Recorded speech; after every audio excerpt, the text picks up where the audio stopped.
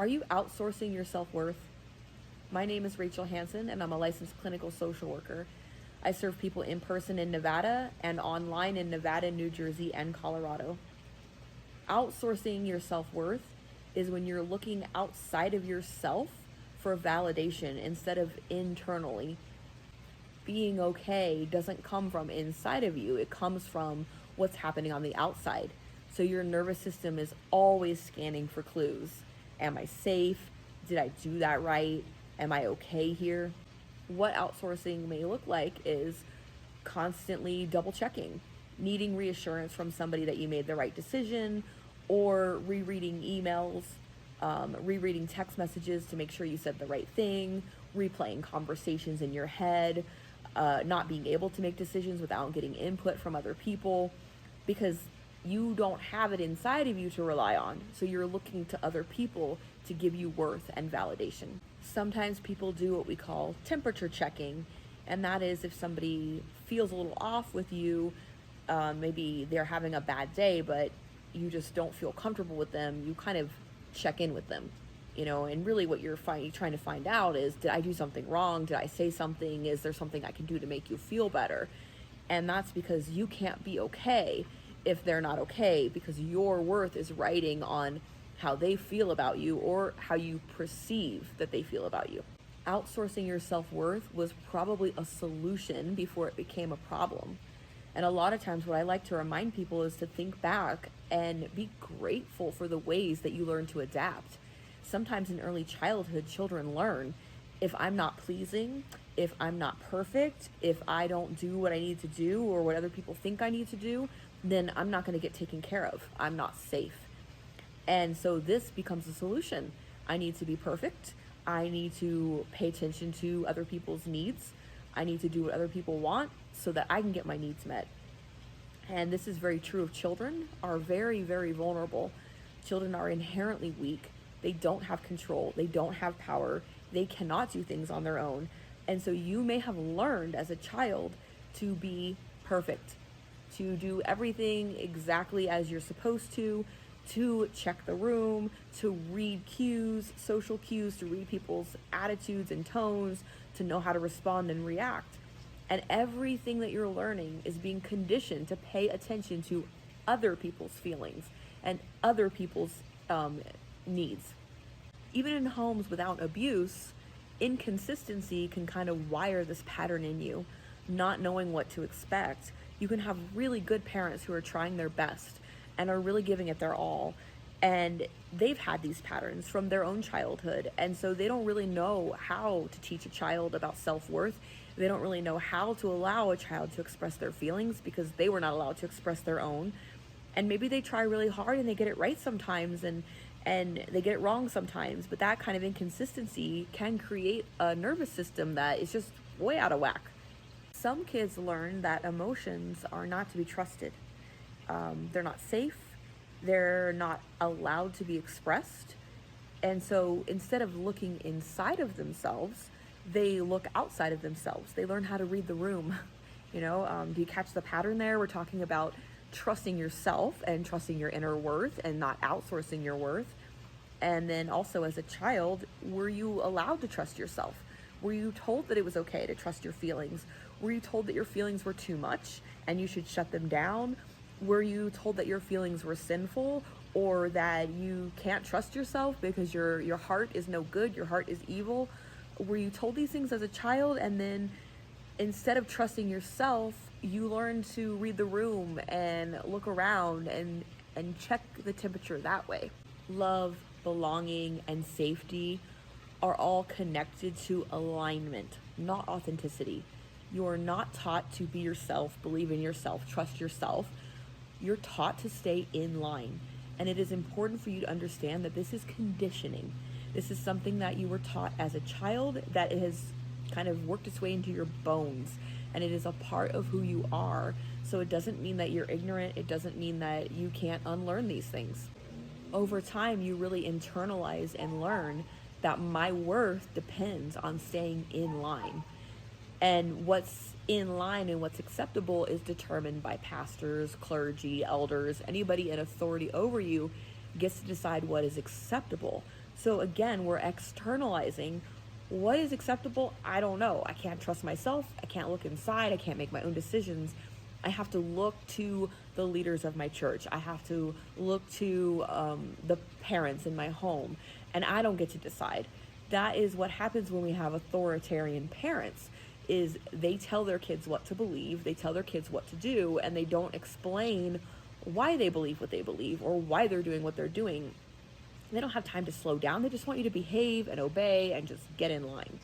Any amount of self-trust is framed as rebellion or pride or risk.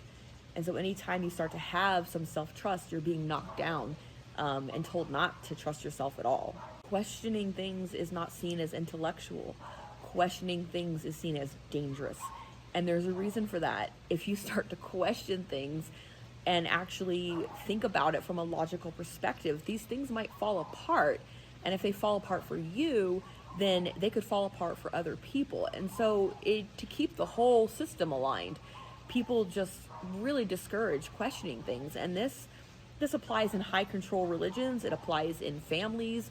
It applies in just regular religions. There's plenty of people who just do not want to hear questions. They don't want to allow questions, because then it kind of destabilizes their own thoughts on things and their own internal world, and they're just not prepared for that. For a lot of people, leaving a community is devastating. Leaving a religion often relates to leaving a community. In a lot of high control religions, when you leave the religion, you have to leave the community. You're no longer welcome. And sometimes it's very, very obvious. Sometimes they shun you. They tell you you can't come back. They call you an apostate. And other times it's very sneaky, and you're not told that you can't come back, but you're not invited to things anymore. People kind of stop talking to you, kind of out of sight, out of mind. And a lot of people don't want to leave religions because of this. It's a very real threat.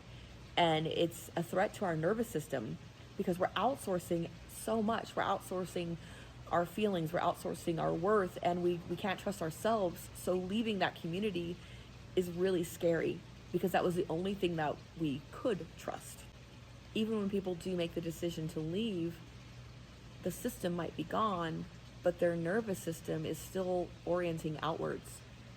We're no longer in the system, but we're still looking to other people to tell us we're okay, to tell us what we need to do. Because being raised in an environment where everything is structured and you're told what to do leaves you feeling really lost and alone when you're no longer in that structure anymore. And you don't need religion for this pattern to form.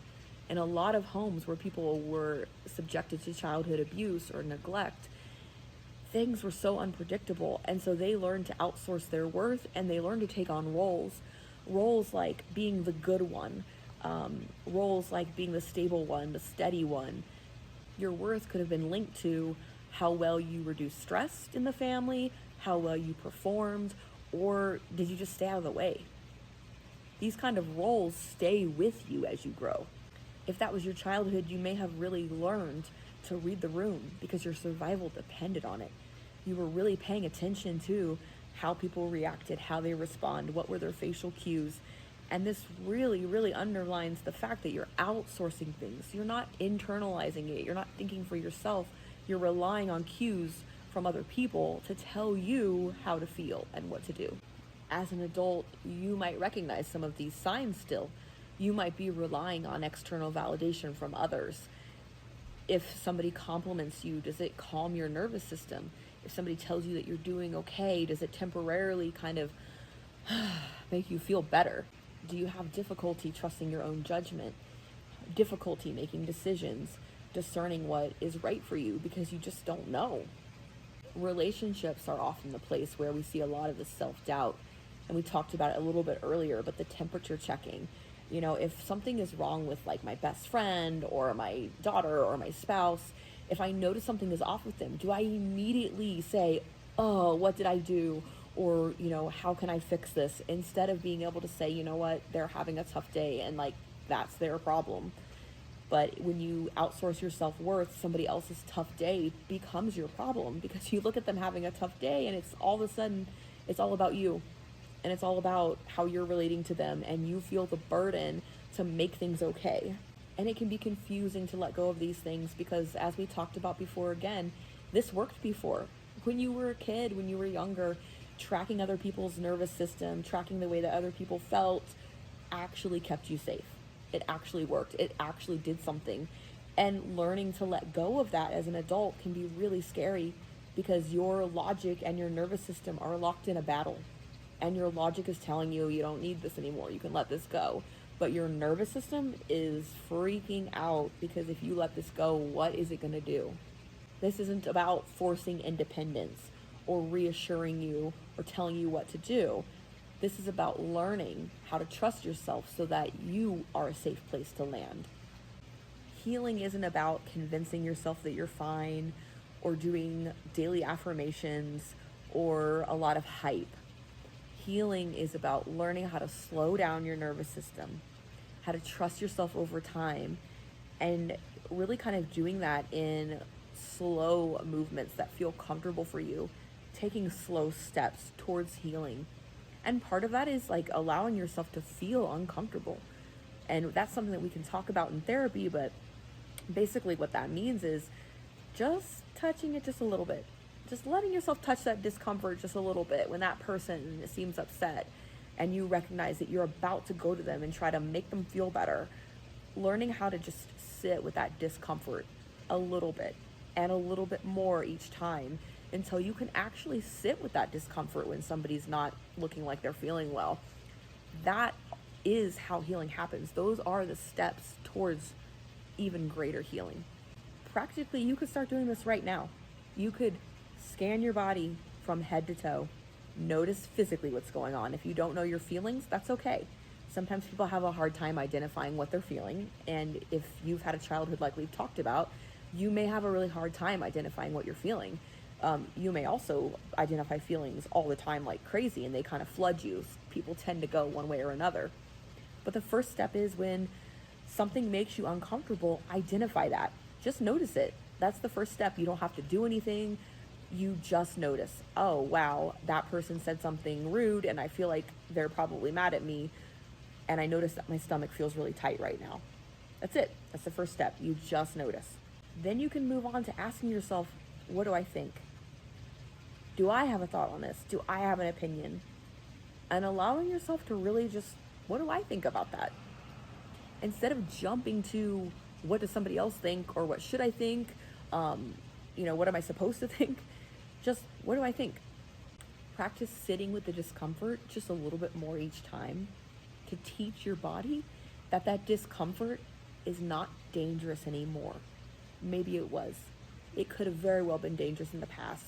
It could have signaled something coming that was uncomfortable or bad or abusive, but it's not dangerous anymore. It's discomfort, and the discomfort itself cannot hurt you.